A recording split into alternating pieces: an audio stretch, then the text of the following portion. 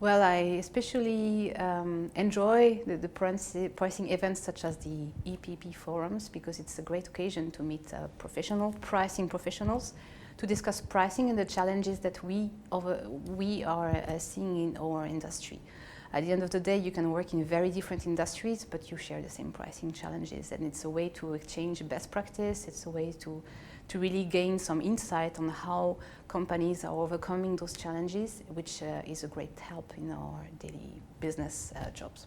The tire industry is sitting where the IT industry was 10 to 15 years ago. It's a challenge for us to manage the commoditization of our products and to find the right niche to compete in. So we need to go from offering one product at one price to a more package orientation, meaning that we will offer our customers not only one product but also one service associated which will bring value.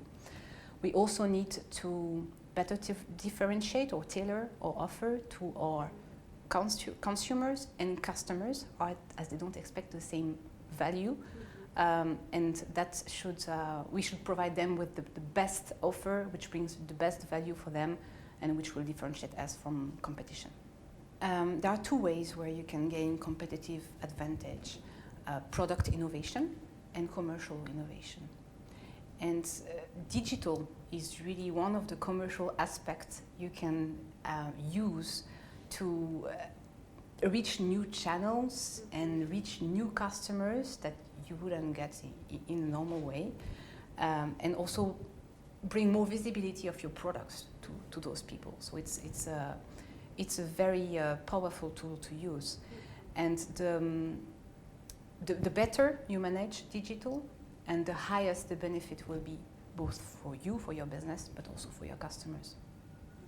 Well, the tire industry is going towards more commoditization of our products and more differentiation between commodities, so really tires where we have a very high level of competition coming from imports, and more technological items. And our pricing strategy needs to reflect that evolution.